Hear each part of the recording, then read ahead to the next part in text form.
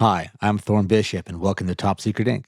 Today, we'll be walking through Grimm Fairy Tales Presents Alice in Wonderland, Issue 6 by Zenescope Comics.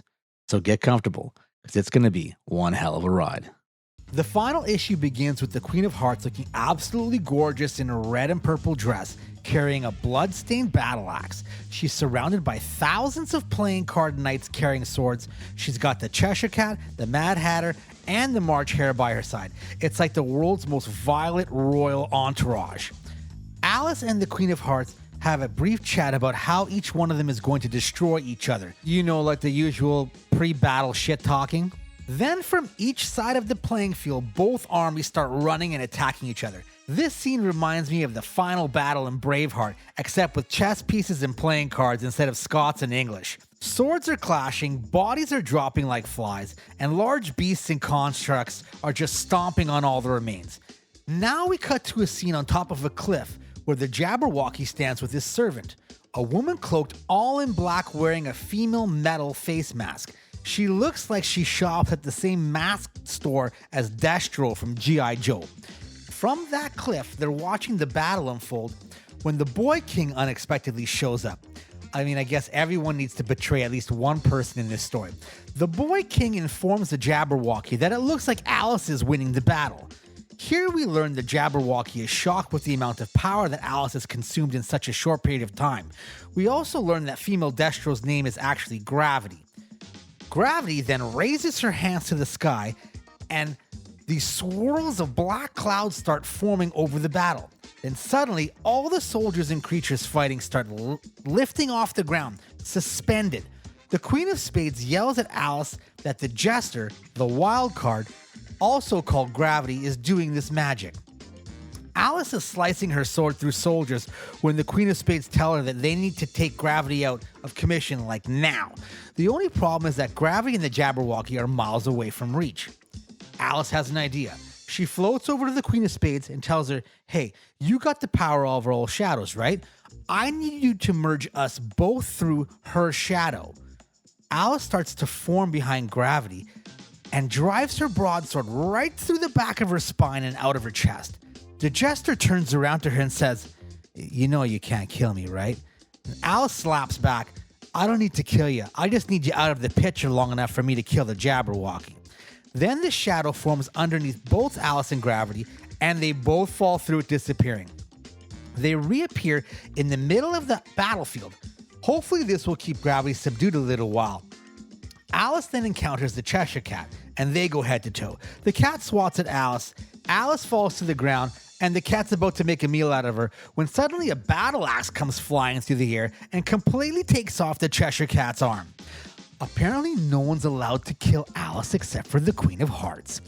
The Cheshire Cat is really ticked off, and I think, I'd be too if I lost my good arm. So he decides to take a bite out of the Queen of Hearts and the Queen of Spades at the same time, both literally from the waist down. Both of them are trapped in his jaws. Alice doesn't hesitate and jumps up to decapitate the Queen of Hearts, then takes off the head of the Cheshire Cat. If you can't kill them, at least you can slow them down for a little while, right? Back to the battlefield, it looks like Team Alice is winning. Then we see a massive worm-like form slithering over all the armies, the Jabberwocky. Alice redirects all of her soldiers to attack the Jabberwocky. He starts screaming in a fit of rage, you think you know power? Then all Alice's chess soldiers turn to stone and crumble into pieces on the ground. Talk about like a power move here. The Jabberwocky grabs Alice and raises her off the ground. Holding her in his fist, they start yelling back and forth about his plans to take over the real world and how she's going to kill him. Alice starts having flashbacks of all of her experiences with people in Wonderland regarding these, magic mushrooms that make you grow, that make you shrink, that make you sleep. Then she remembers the first day where she met the Boy King at the Queen of Hearts palace. He gave her a mushroom, and it says it was from her daughter. Alice was like, I don't have a daughter. And the Boy King responded, true, but someday you will.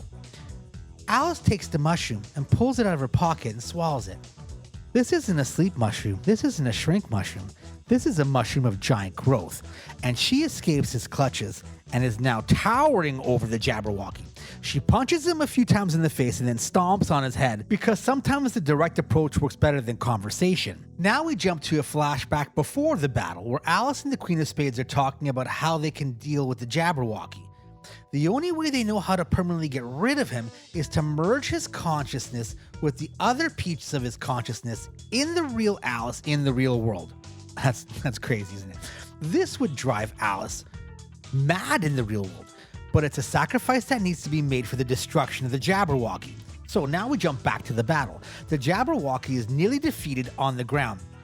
Giant Alice grabs him by his tail and drags him back to the Queen of Hearts castle. Alice knows that there's a looking glass mirror there.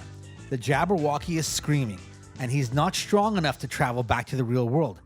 He knows he'll be trapped in the mind of the real Alice for eternity there. Giant Alice grabs him by the scruff of his neck and chucks him through that mirror.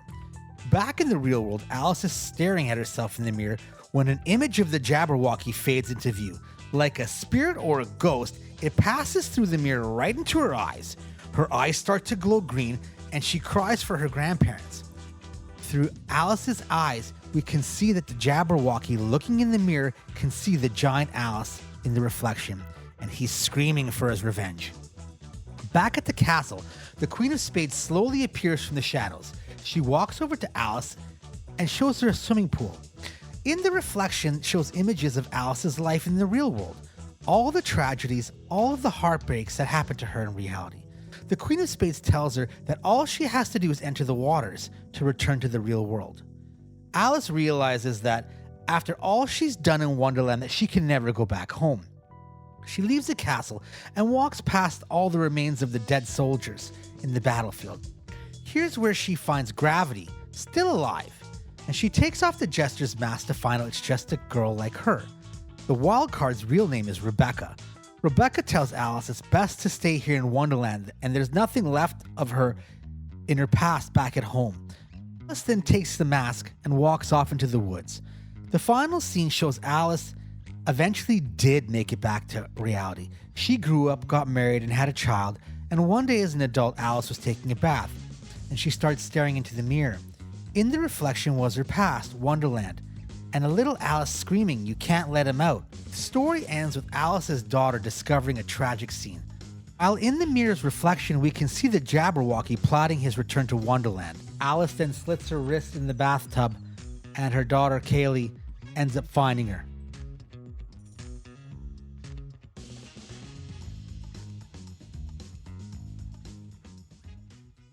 I hope you enjoyed the walkthrough today, but here's the thing. You need to get your hands on the actual book. Hit up your local comic shop or grab it from an online vendor. Support these comic book companies because they're the real people busting their asses writing these insane stories. Even though you're hearing about it from me, when you actually read it yourself, I guarantee you'll have a completely different perspective on the whole thing. Trust me, it hits different on paper.